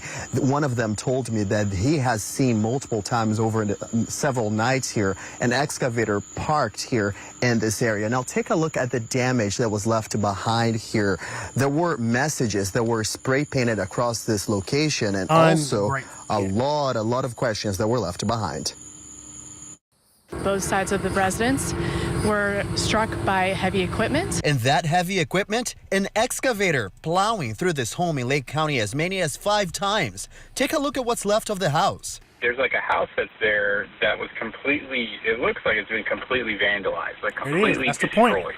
Like somebody has smacked. He let her live there rent free. Rent free. I don't know what he did, but it sounded like he was in the hospital. But Jesus Christ. Let you live there rent free. I don't know what all went through, but destroying his house. If he really did something wrong, call the police. Tell the police. Call them. But Jesus, absolutely crazy. Neighbors called 911 to the property on Pine Island Road in Claremont. You look around and you see some spray-painted messages along the rubble and a vehicle crushed. You didn't hear anything from last night? No, that's the crazy part about it is that we were, when we first saw it, we thought it blew up. First I thought a car came off the road here and hit it. But then I said, nah, that can't be it. And just in the last hour, investigators were able to find the woman who used to live there, 45-year-old Nicole Griner. I'd never seen her up close, so I wouldn't recognize her if I saw her. They say Griner was last seen on Thursday with her boyfriend, 33-year-old Nicholas DeWitt. According to the sheriff's office, they were driving a green pickup truck. Investigators have not announced any person of interest so far. I've seen some crazy things. They were really mad at something to do that to a house and a family. So neighbors also told me today that this house here is fairly new. It was built just about a year ago or so. Now, as far as the reason for this incident here, that's a question everyone wants to know the answer for, and investigators are still looking into this. Martha, you said it. You destroy a new home? A new home. You got to live there rent-free. What did he do to make you destroy his home, the car, and not call the police? And then basically go on a run.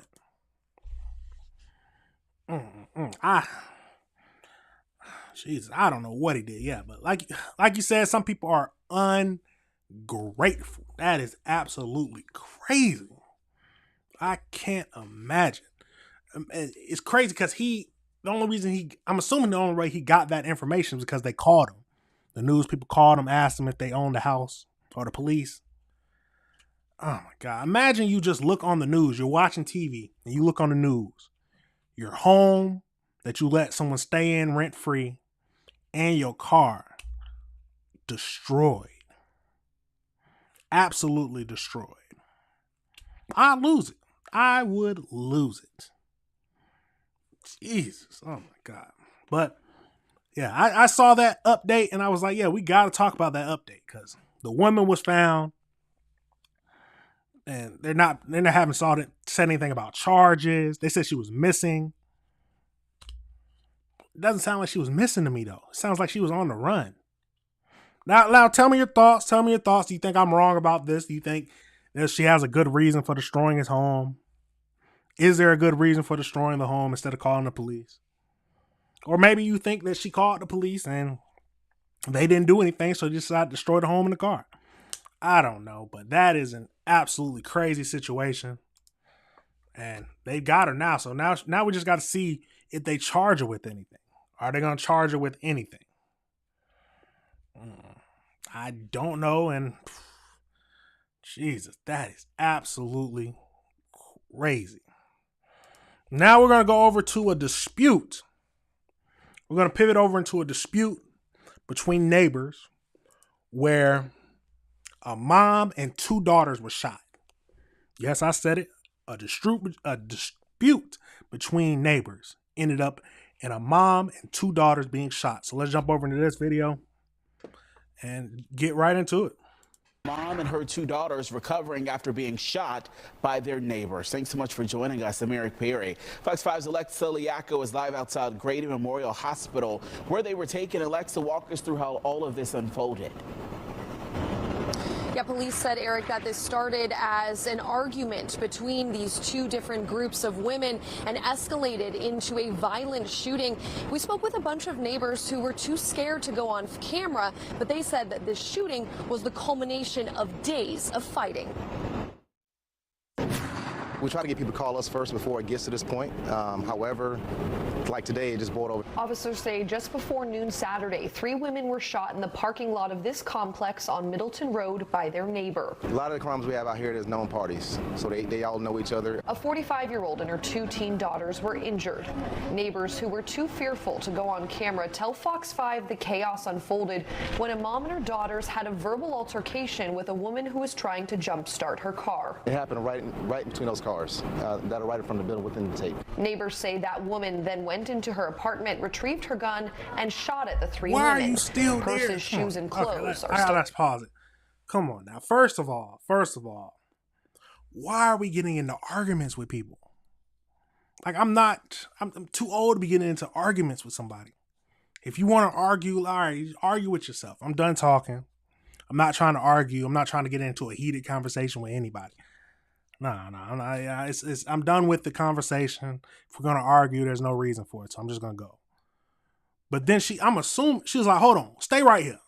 I don't know if that's what she said, but it sounds like to me, one of those things. Hold on, stay right here. I'm going to go in the house and get something. Why are you still there? Why are you still there while she goes in the house and goes and get her gun? Even if you don't think she's going to get a gun, nothing can be good if she just said, oh, hold on right here, and she runs in the house to get something and comes back out. No. If I see her when we're having an argument, be like, all right, hold on. And she goes into a house, I'm going away. It's time for me to leave. But like I said, I wouldn't be in an argument, and I wouldn't be getting into a heated argument with anybody. It's just, so no need to be getting into a heated argument with anybody nowadays. So that's crazy. But let's keep going into this video. scattered on the ground. 2 victims are now in stable condition and 1 is in critical condition at Grady Hospital. We responded quickly. We got everybody calm down. Like, we have a lot of family members that are still here, and you see how calm we had the scene right now. So we got the cooler heads to finally agree to just chill out for right now. Even hours after the bullets went flying, officers were at the shooting scene serving search warrants in at least 1 apartment. Many neighbors told Fox 5 the shooting was just the latest incident between these 2 families, and many in the complex say they're scared for their safety. Officers say this could have been prevented if law enforcement was called to de-escalate the situation. Yes, please call us first before it gets to this level of escalation. But of course, this, there's nothing we can do about these if they don't want you to get us involved. Police did say they had 1 person detained at the scene, but they did not arrest any charges, or did not announce, rather, any charges that person may face. And they did say they do believe more than 1 person in the end will face charges in this incident. For now, live at Grady Memorial Hospital, Alexa Liacco, Fox 5 News. Absolutely crazy. So you mean to tell me they've been arguing for days, neighbors, and they start getting into an argument again while the girl is out there trying to jumpstart her car. I'm assuming the girl was like, all right, hold on. Wait right here. And she goes in the house, gets her firearm, and starts letting it loose. Like I said, why was you still there when she said, hold on right here while I go get my gun? Or she might have not said the gun, but she just said, hold on. If you're getting into an intense argument with somebody, and somebody says, hold on right here. I don't know if that's what she said, but just the body language said that. And you're still right there. You're making stupid choices.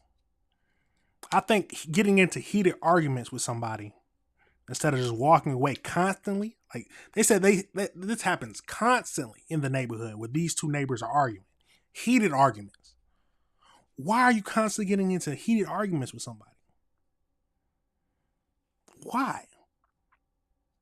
If the argument gets too out of control, even the police say, call them so they can handle it. Because people tend to go crazy and overreact. Now, I don't know but I don't know what reason she had to go in the house and go get her gun and start shooting at him. But all this could have been avoided. There's no need to get into a heated argument with somebody. Just go about your day. Absolutely crazy. Now, do y'all get into heated arguments with people? I'm just not the type. No, I'm not the type to get into heated arguments with people. If the discussion seems like it's turning into an argument, all right, we just don't even need to have a discussion anymore. There's no need for that. I'm trying to have a civilized conversation, see what you're thinking, and then you see what I'm thinking. There's no need to turn it into an argument, and then an argument turns into shots being fired. I don't never see that needing to be the case. But sounds like everybody in this whole situation was a crash out. I might be wrong. Tell me if I'm wrong. But it just sounds like everybody in this situation was not thinking properly. And instead of doing the best thing that could have been get them out of this situation, it escalated to something that now 3 people are shot. 3 people are shot. And someone's going to jail. Absolutely crazy. Now, like I said, tell me your thoughts on that situation. Are you getting into arguments with people, or are you like me? Are you just if it's getting into a heated argument, it's all right, the conversation is done. There's no need to continue this conversation. And let's stop it before it gets anything worse. Somebody starts to swing on you or something like that. Because when people lose an argument or start getting too emotional in an argument, you never know what can happen. And if they start to swing on you, now you're in a fight. There's no need to do all that. There's no need to put yourself in that situation. The best thing you can do is get yourself out of these situations. Because if you stay in them, you never know what can happen. You never know what can happen.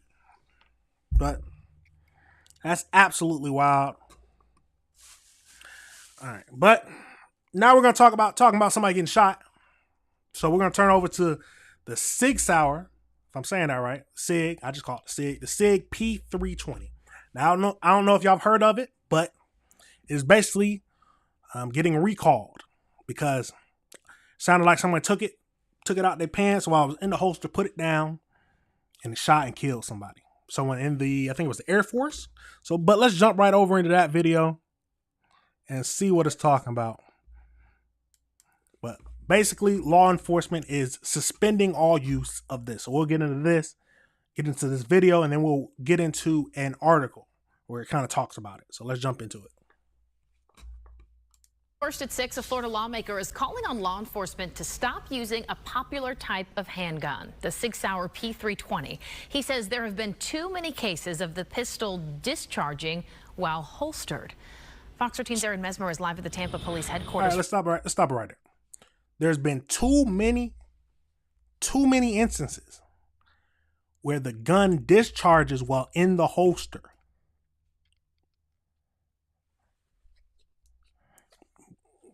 Nah, that's the whole gun needs to be gone. There's no way I could carry that gun. When my gun is in the holster, I have 2 pistols that I usually carry, my Glock and my Taurus, and I've never even seen anything of those 2 firing in a good holster. You got to make sure it's a good holster, but nah, that's crazy. Back it up a tad bit and start it up. First at 6, a Florida lawmaker is calling on law enforcement to stop using a popular type of handgun, the SIG Sauer P320. He says there have been too many cases of the pistol discharging while holstered. Fox 13's Aaron Mesmer is live at the Tampa Police Headquarters for us tonight. So Aaron, what are you hearing from law enforcement in Tampa Bay? Allie, we reached out to more than a dozen law enforcement agencies across Tampa Bay. Of the ones that responded, only the Tampa Police Department and Plant City Police Department still use this model weapon. We're told that may change at TPD, and at least one retired police officer believes it should. The SIG Sauer P320 is among the handguns law enforcement agencies often allow as a sidearm. It's an option for Tampa Police.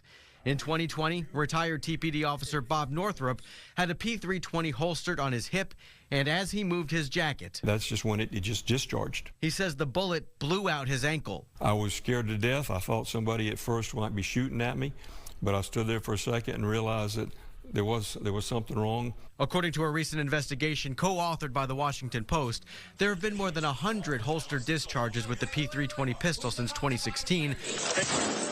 Resulting in at least 80 injuries. Not only do people's lives get put at risk, the officer's life, anybody that they're around, and in school, it's children. Hillsborough Representative Danny Alvarez is now calling on law enforcement across the state to suspend the use of the SIG Sauer P320. At least until we can figure out if we've got a permanent solution that makes that weapon reliable and confident.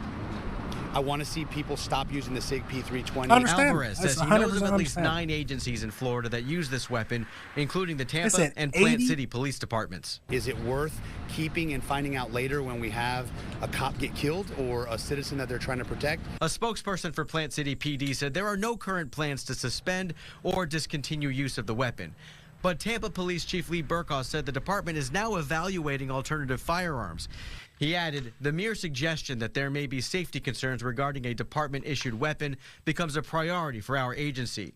Northrup believes this should have happened a long time ago. Sometimes it doesn't even take a tap. Just simply wrenching your body can cause it to fire. SIG Sauer didn't immediately respond to our request for comment on its website. The company says the P320 meets and exceeds all industry safety standards and cannot, under any circumstances, discharge without a trigger pull.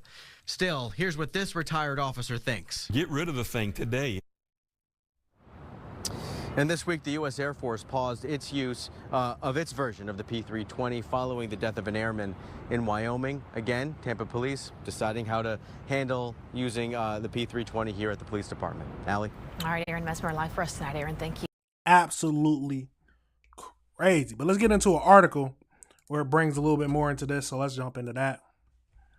It is, yeah, if a gun is discharging while you just moving a certain way, nah, the whole gun needs, like, just don't wear the gun no more. The gun, you got to take that off You shouldn't be.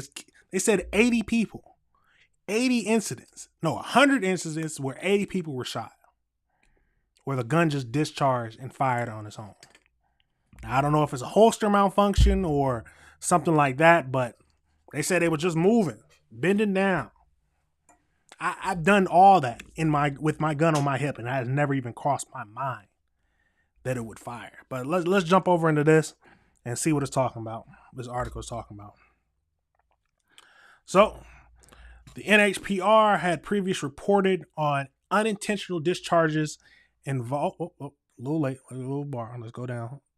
So, a major division of the U.S. Air Force is immediately suspending the use of the gun made by New Hampshire's base Sig Sauer, following a fatal shooting on a Wyoming base over the weekend. The general in charge of the Air Force Global Strike Command which comprises of more than 33,000 personnel, said in a memo on Monday that he would be pausing the use of 6-hour M18 pistols immediately. So that's the military's version of the P320. Immediately pending comprehensive review of the weapon. A spokesman confirmed the pause of the weapon is directly related to the death on Sunday of an airman at F.E. Warren Air Force Base in Cheyenne, Wyoming. A statement on the base websites provide few details on the facility. On Thursday, the base identified the airman as 21-year-old Brandon Tyreek Lowen of Greenville, Kentucky. I apologize if I said that name wrong. Who serves in the 90th Security Force Squadron. He was a multi-sport athlete in high school who loved four-wheels, hunting, video games, according to his obituary. We are deeply saddened by the loss of the value of a member of the Mighty 90 team, said the colonel, a commander at the base.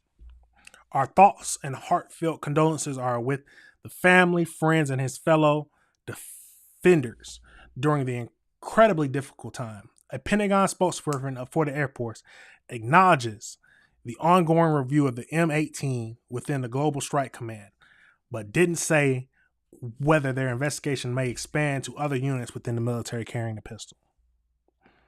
Weapon safety is a critical responsibility and continues to be prioritized. Going to prioritize the security of our airmen and guardians as they perform their challenging missions, said the Air Force spokesman. Nearly all branches of the military have adopted the M18 as well as the M17 as their standard gun. The guns are modeled based on the P320, is what we're talking about, which is sold on a civilian market and is widely used by law enforcement agencies around. The death at the Wyoming base is the latest in a series of incidents in recent years that have raised questions about the 6-hour, both the P320 and the military version of the gun. The gun has been in the center of dozens of lawsuits claiming that the design flaw, and then through judges and juries have delivered mixed verdicts over the company's liability in the shooting.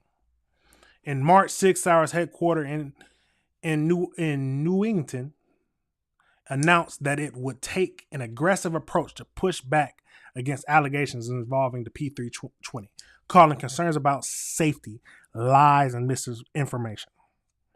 Now, is it misinformation if it's been 100 incidents in the past couple years and then 80 of them are shot? I don't think that's misinformation. I don't think all those people could have done something wrong or handled the weapon incorrectly. Now, I could be wrong, but the campaign included a successful effort this year to secure a change in New Hampshire's law that protects 6-hour from future liability lawsuits regarding allegations that the gun should come equipped with safety features. Our hearts are with the service members of the family impacted by the recent report, a 6-hour spokesman told NHPR. We have offered assistance to the military in investigating the incident and will remain willing to help furtherance of our ongoing investigation. Now, tell me your thoughts. You think it's just every one of those 100 instances that had the gun accidentally fire are all their problem? That just moving a little bit caused the gun to fire? Is that I just think, hey, you need to change it to another gun. It doesn't seem like, hey, until they figure out the SIG company can claim all they want to, but too many people have gotten shot, and then you actually have someone to lose their life because of it. A military person who is trained to handle weapons.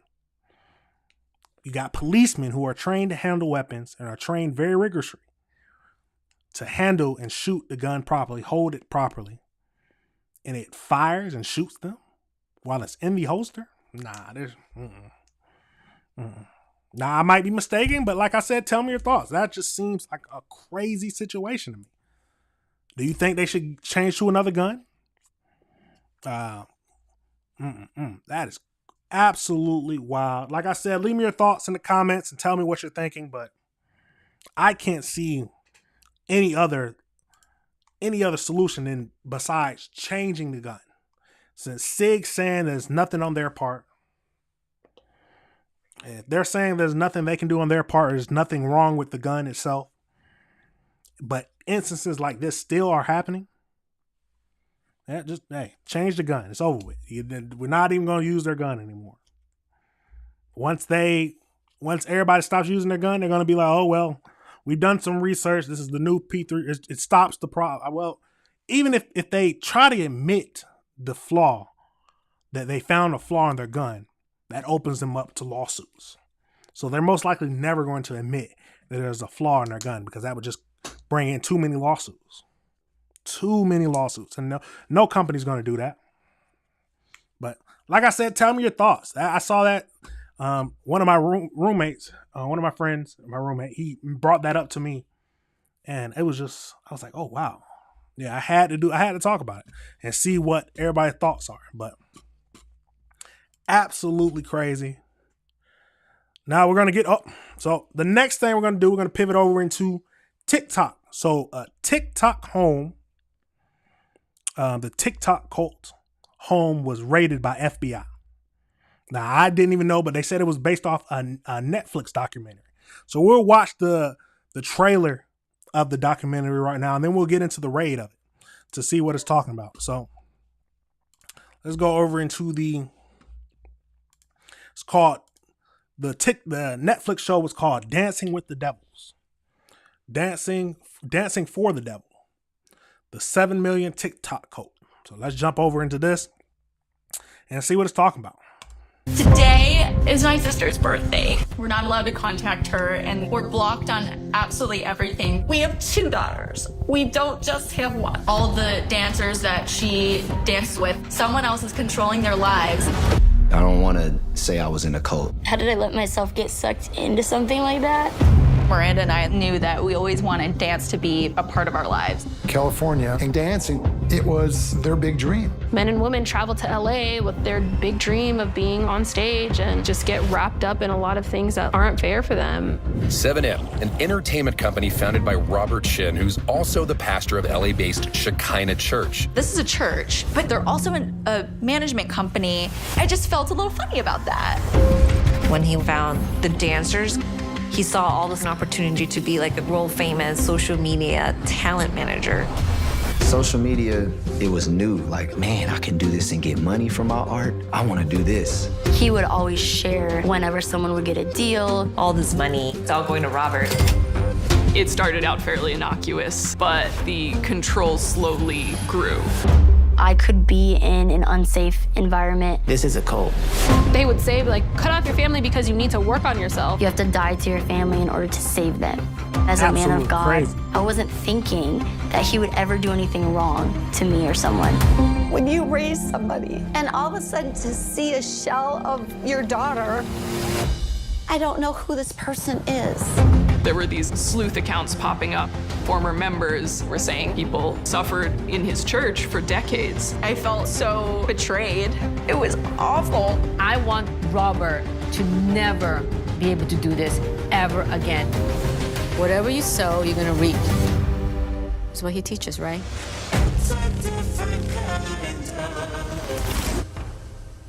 Okay, so that is the trailer to the Netflix documentary that they're talking about.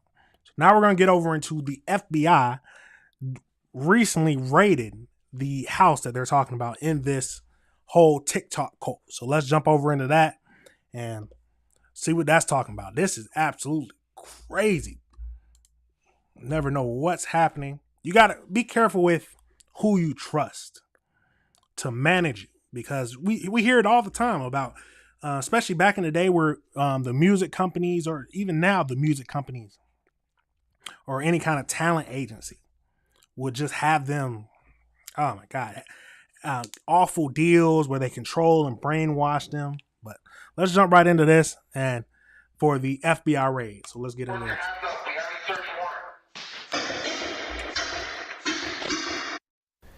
Now to this, a quiet Tujunga neighborhood rocked by flashbangs. Federal agents storm a property tied to the shocking allegations of sex trafficking. That dramatic raid today tied to an alleged TikTok cult. Fox 11's Gina Silva. She joins us now live in Tujunga with more there. Gina? Well, it may have started as a Netflix documentary, but now it is a full-blown federal investigation. Now, right behind me, this property is usually closed up tight every single day, but today, federal agents ran through that gate. Attention, anyone inside, come to the front door with your hands up. We have a search warrant. It sounded like gunshots to me.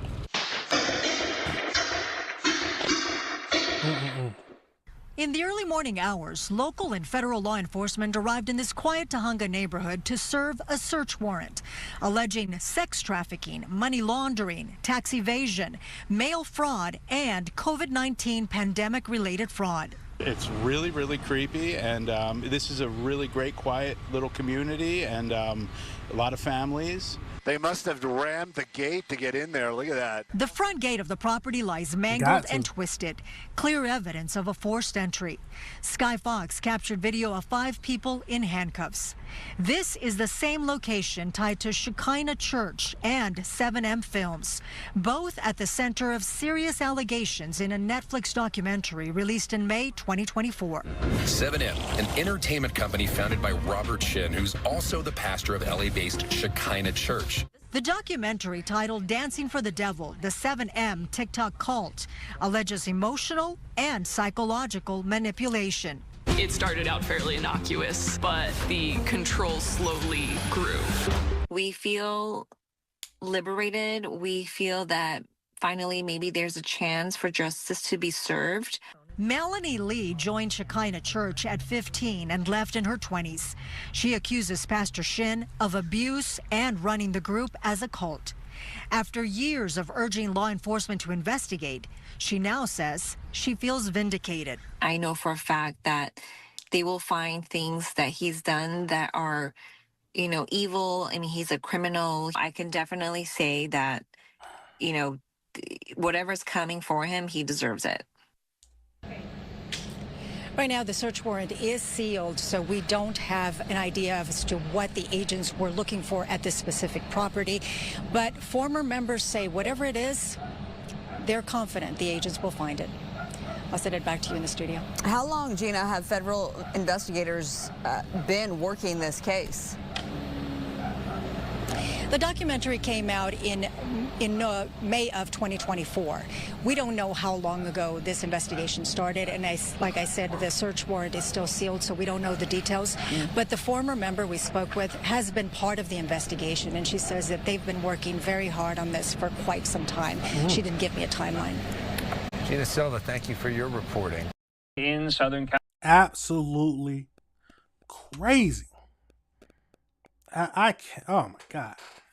Be careful. That's all I can say is you get involved with some of these people who try to be talent managers, and you never know what they're capable of.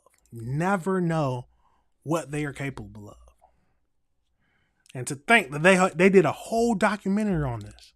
Last year they released it. And now they're finally being raided.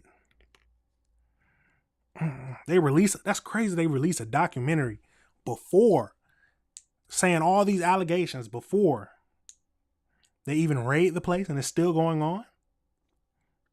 Yeah, that's crazy. Over a year ago. That is, oh my God. That is wild. That is wild. Now tell me your thoughts. Did you watch the documentary? Because I never watched that documentary. I haven't had it Netflix in a while. But that, so what are your thoughts? Do you think that, what do you think they're going to be charged with? A cult. He was basically running it like a cult, tied to a church. I'm assuming they said it was taking their money, saying that he's signing all these deals, tax fraud, all that stuff. Crazy. Absolute crazy. And the FBI finally raided it. What do you think he's going to get charged with? Do you think he was, or do you think he wasn't doing anything wrong? I highly doubt that we have some people like that, but hey, it is your right to have that discussion or have that opinion. So let's talk about it. We can always, the main thing with my whole channel is that I want to have a civilized discussion about it. Let's talk about it. If you feel a certain type of way, make your point known so we can discuss it. That's all. That's always the best way to have conversations so we can understand what people are thinking. But that's a crazy story. We had to bring it up. Now we're going to pivot now. We are almost done with the show today. So it might run a little bit over, but hey, we got to get through what I wanted to get through today. The next thing we're going to get into is the U.S. and Mexico has reached a deal on the Tijuana sewer crisis. I didn't even know Tijuana was having a sewer crisis. So let's jump into this and see what they are talking about. California, a few more top headlines to get to. Have you heard about this? Take a look at some of this file footage here. Well, the U.S. and Mexico today took collaborative steps toward curbing a long-standing cross-border environmental crisis, the unfettered sewage flow from Tijuana into Southern California. Take a look at that. So EPA Administrator Lee Zeldin and his Mexican counterpart signed a memorandum of understanding that addressed the environmental, public health, and national security consequences of transboundary wastewater contamination. So you mean to tell me that there is sewage coming from Tijuana going into California, and it's been like this for a while? Crazy. So the officials expressed their intentions to permanently stop untreated wastewater from polluting coastal communities while reaffirming previous commitments and endorsing new strategic projects. Now, the crisis at the heart of the Memorandum of Understanding involves the passage, you see there, of polluted wastewater from Mexico into southern San Diego County via ocean plumes and the Tijuana River. So this fetid flow, rife with both pathogens and toxic chemicals, stems from inadequate treatment near Tijuana. For years, these circumstances have closed down beaches and sickened Navy SEALs who train in the waters off the coast of San Diego. So in the meantime, we did hear in a video statement from the EPA Administrator Lee Zeldin announcing this. Let's listen. Border trust in government is something that is important and possible, but you have to earn it. Selfless service, it's not about being an ambassador or an administrator or a secretary or even a president. The best part of it is serving people. It's about results. It's about us heeding the call of millions of people who live on this border, and they are demanding, and they should, demanding that we tackle it. And in just a few short months, here we are in Mexico City. I'm grateful to the Secretary for hosting. Many goals in this memorandum of understanding are... All right, I'm not going to stop it too much. So this has been happening for years, and they're just now handling it? Sewage, untreated sewage, has been coming from Tijuana and going into the waterways in California.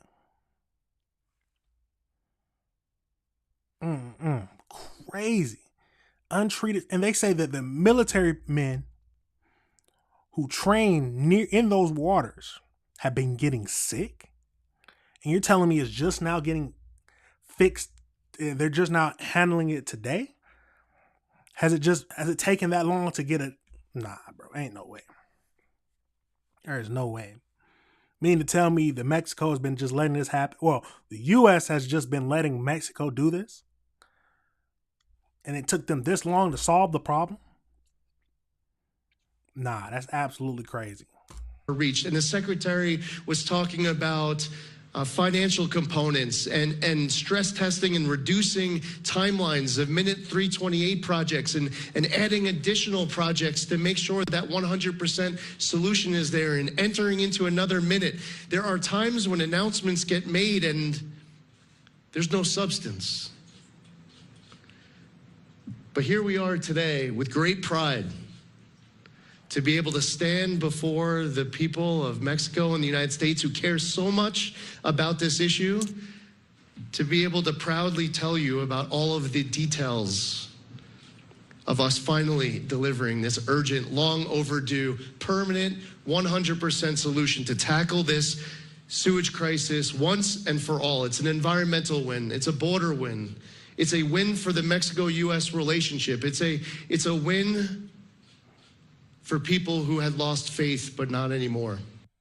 All right, so EPA Administrator Lee Zeldin there. He also posted on X this, that the permanent 100% solution to the Tijuana River sewage crisis we signed yesterday in Mexico City is a massive win for our environment, our border, the U.S.-Mexico relationship, and for the millions of people who have been impacted by this crisis there. Absolutely. So wanted to get that on your radar here. In the meantime, though, we do have absolutely crazy. Now tell me your thoughts. If you was living in one of these places and untreated sewage water is coming in to the lake near you, just flowing in from Mexico, like, and it took them, I feel like they said they took them years to come to a agreement about this. While after military people was getting sick, and they won't even let you swim in the waters because they said no, it's too much of a health risk. And all the environmental damage from the pollutants, the bacteria, absolutely, you know it stank too. Oh my God, you know it stank. God, that's crazy. That is absolutely wild to me. Tell me your thoughts on that. Why do you think it took them so long? Was it it took a long time to get a deal with Mexico to handle it? And why wasn't Mexico handling their sewage properly? Or do they, I don't know much about the wastewater treatment in Mexico, or do they not have the adequate wastewater treatment facilities to handle this stuff? It's absolutely crazy. Absolutely crazy. But let's go into the next video. We're going to jump over into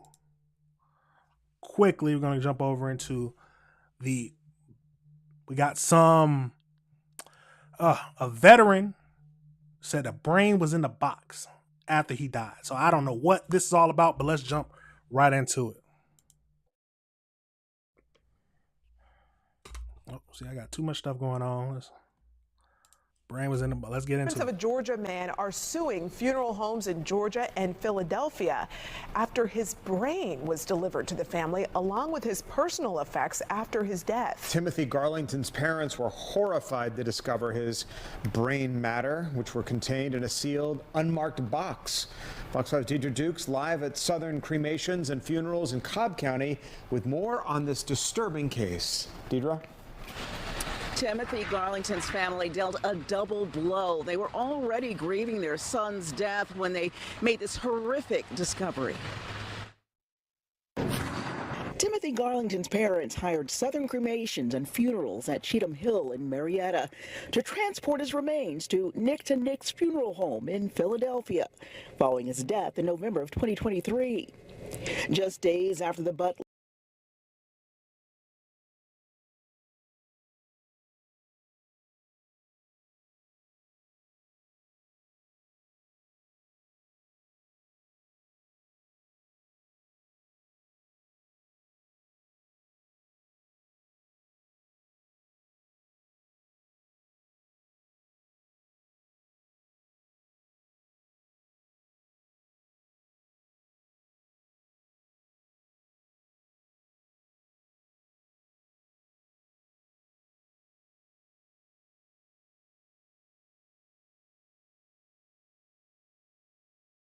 butlers visited Nick's and Nick's to retrieve Garlington's personal belongings, they made a chilling discovery.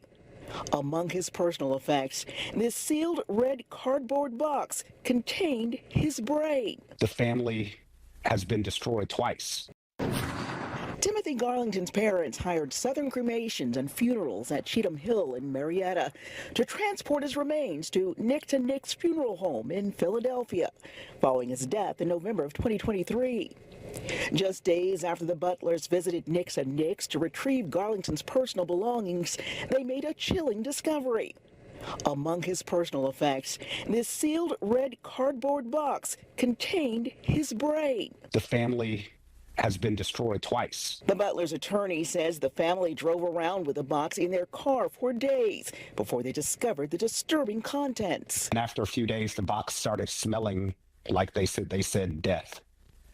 And when they grabbed the box, it was covered in a fluid, which got all over them, and they took it in the home and put it on the back porch.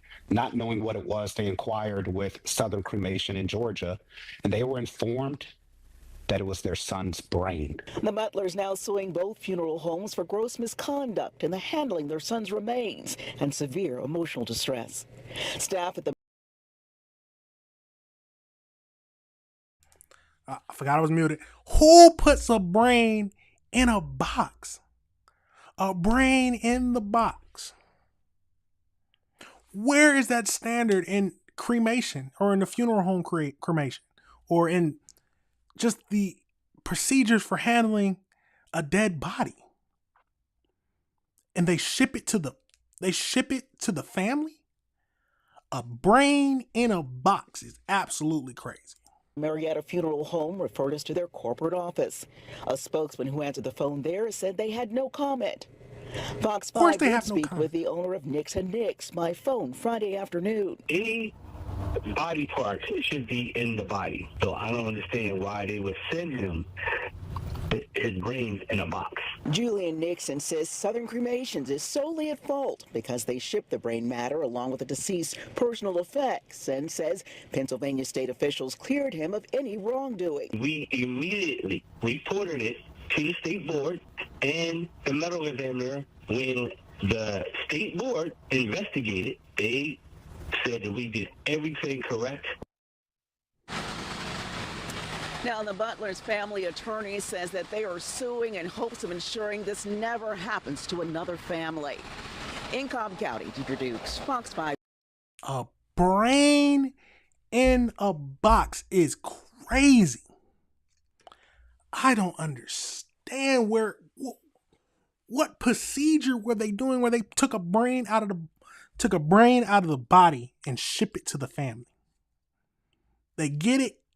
When they finally touch it, it's a bunch of random bodily fluids all over the box, and it gets all over them, and they put it on the back porch. Not knowing it's their son's brain. That is, you gotta sue everybody. There's no way. I'm suing everyone. It's not gonna make it right. It's not gonna make me feel any better, but someone has to pay for this. Cause that is crazy. I would be traumatized. A brain in a box? Never in my wildest dreams would I thought that someone would ship my son's brains in a box. What is wrong with people? Oh my God. Then they said no comment. Let's back this up. Brain. The butler. They were informed and they took it in the home. Back to that. And when they grabbed the box, it was covered in a fluid, which got all over them, and they took it in the home and put it on the back porch. Not knowing what it was, they inquired with Southern Cremation in Georgia, and they were informed that it was their son's brain. The butler's now suing both funeral homes for gross misconduct in the handling their son's remains and severe emotional distress. Staff at the Marietta Funeral Home referred us to their corporate office. A spokesman who answered the phone there said they had no comment.